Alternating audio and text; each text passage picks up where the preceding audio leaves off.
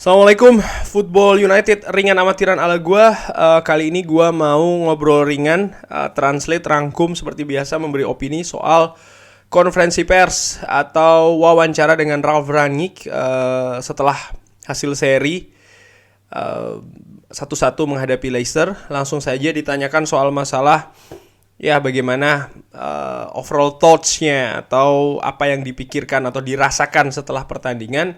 Ralf Rangnick menjawab, saya pikir babak kedua lebih baik, kita lebih banyak berjuang di awal pertandingan, tapi akhirnya kita berhasil atau kita berusaha untuk mendapatkan ritme kita. Mungkin bisa jadi karena ada long break atau istirahat yang panjang sebelum pertandingan. Dan sebagian besar dari para pemain kita juga bertanding di timnasnya masing-masing di ajang internasional.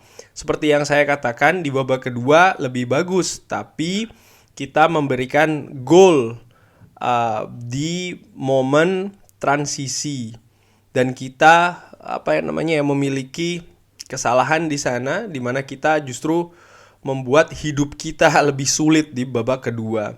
Saya pikir reaksi setelah kita kebobolan itu cukup bagus, itu cukup oke.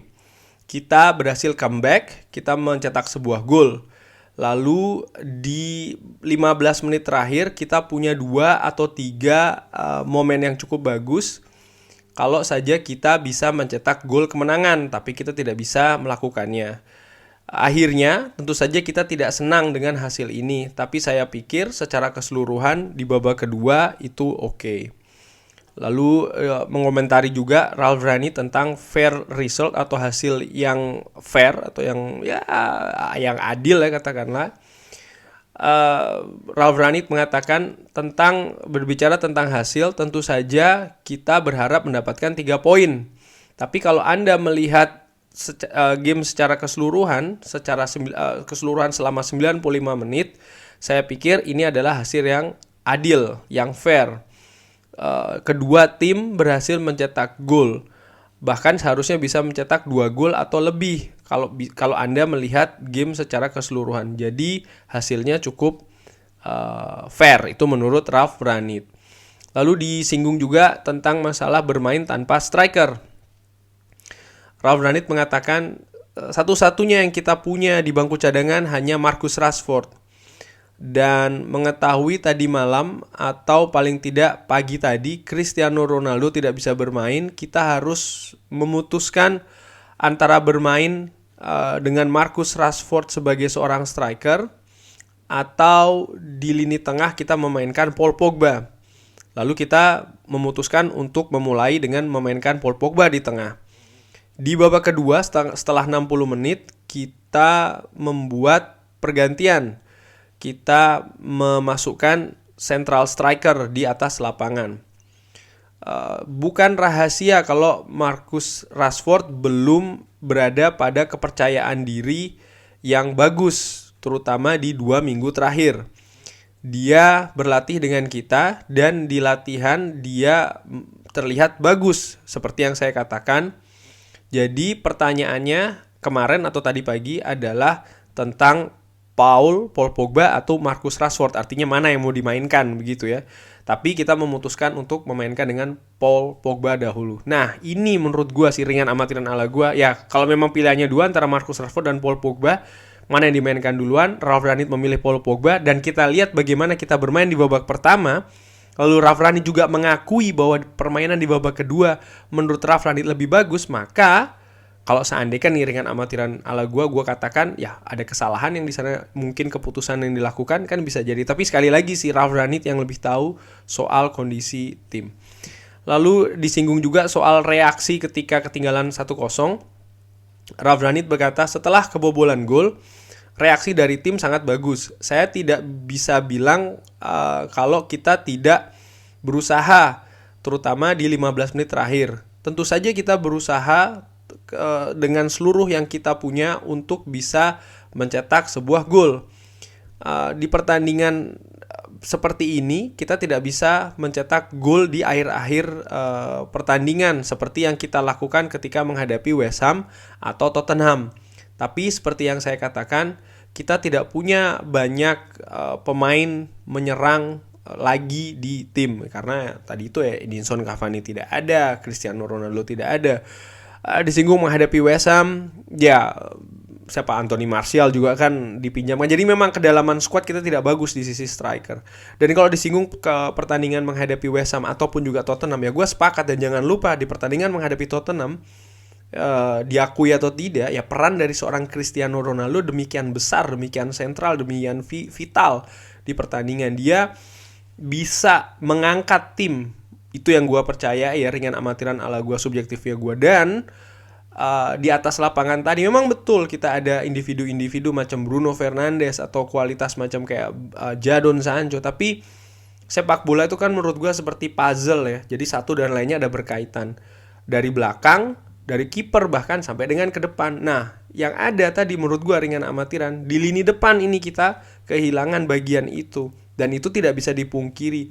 Bagaimana kita menguasai possession, tapi kita selalu mentok ketika kita akan berusaha untuk masuk ke sepertiga ataupun juga kotak penalti dari Leicester, utamanya di babak pertama. Bahkan sering sekali terjadi kesalahpahaman dari para pemain yang diplot sebagai penyerang dalam tanda kutip ketika masuk ke kotak penalti Leicester. Ini terjadi di babak kedua maupun juga dari babak pertama sebenarnya. Kenapa? Yaitu tadi, tidak ada pemain yang firm, tidak ada pemain yang mampu melakukan tugas sebagai seorang striker secara alami. Ini tidak ada. Dan tentu saja di tim Manchester United ada pemain-pemain seperti Edinson Cavani ataupun juga yang paling vital Cristiano Ronaldo. Oleh karena itulah menurut gua tidak mainnya Cristiano Ronaldo, diakui atau tidak, ringan amatiran ala gua, subjektifnya gua, sangat-sangat berpengaruh di pertandingan tadi. Lalu disinggung juga soal masalah Jesse Lingard yang sakit. Jesse Lingard berada di bangku cadangan tapi dia tidak bisa bermain karena dia merasakan sakit selama 1,5 minggu. Dia merasa sangat buruk.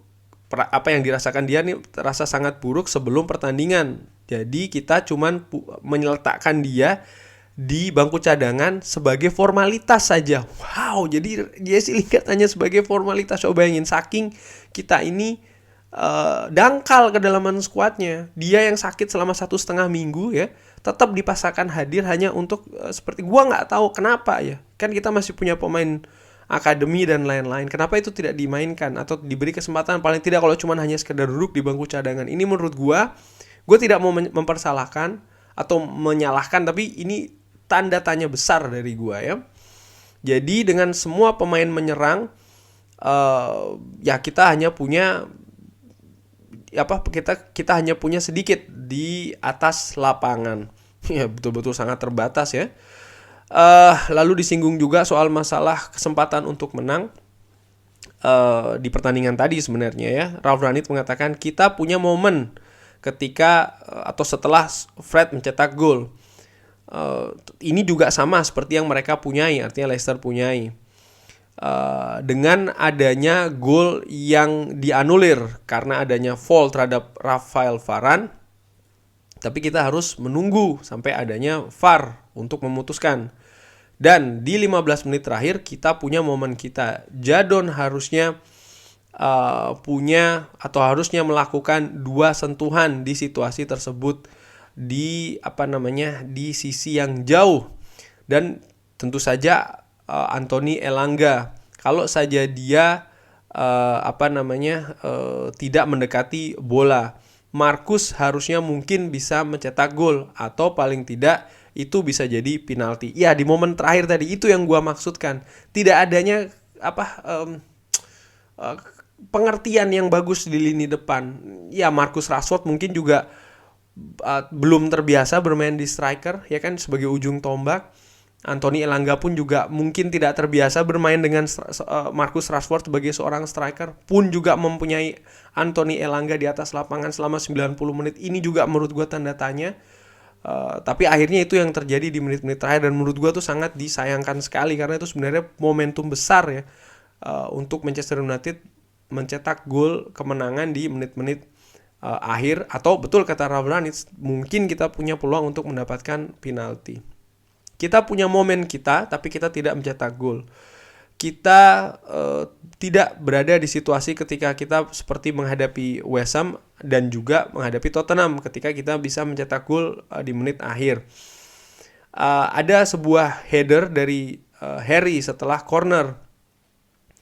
Tapi saya bisa lihat para pemain berusaha untuk memenangkan pertandingan, tapi akhirnya kita harus menerima bagaimana susahnya menerima hasil imbang ini. Dan menurut saya hasil imbang ini juga fair.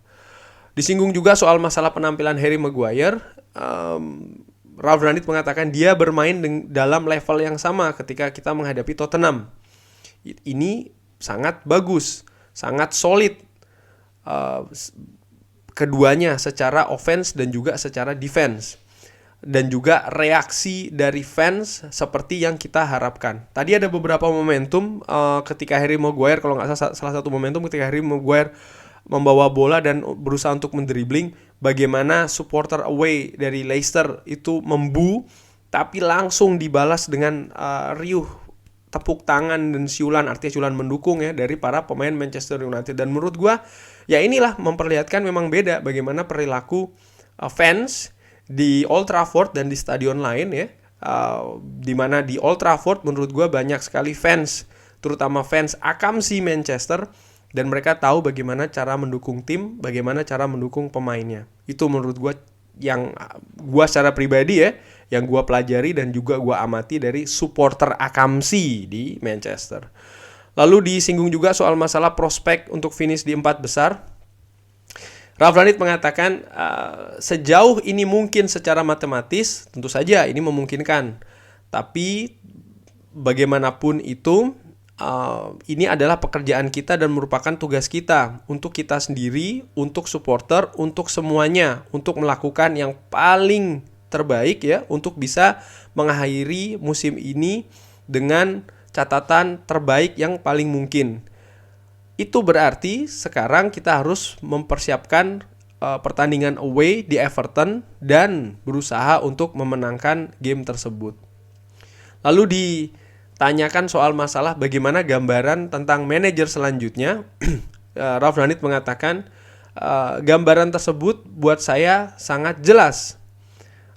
Bukan hanya sekarang, tapi juga beberapa minggu yang lalu. Secara internal kita sudah berbicara tentang itu, tapi saya tidak bisa berbicara lebih jauh tentang hal itu saat ini.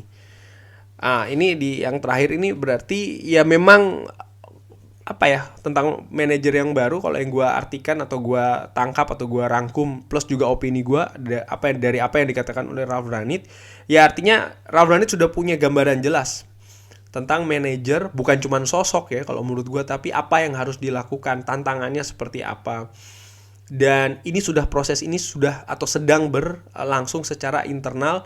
Cuman sekali lagi dia tidak bisa berbicara lebih lanjut karena ya konsentrasi tim ya kan nomor 1, nomor 2 ini kan juga tugas Ralf Rangnick terbagi antara manajer internal ya kan dan juga dia tidak bisa berbicara lebih banyak karena seperti kita ketahui calon-calonnya pun juga saat ini masih terikat dengan timnya masing-masing. Jadi menurut gua apa yang dilakukan oleh Ralf Rangnick ini sudah tepat dengan tidak terlalu banyak berbicara secara ofisial tentunya ya tentang kemungkinan manajer Manchester United musim depan. Kurang lebih demikian wawancara Ralf Rangnick yang gua ambil langsung dari manunited.com. Terima kasih sudah menyaksikan. Lancar-lancar puasanya, jaga kesehatan terus ya, jangan lupa sholat, like dan juga subscribe. Sekali lagi selamat menunaikan ibadah puasa dan juga ibadah-ibadah lain di bulan Ramadan. Wassalamualaikum warahmatullahi wabarakatuh.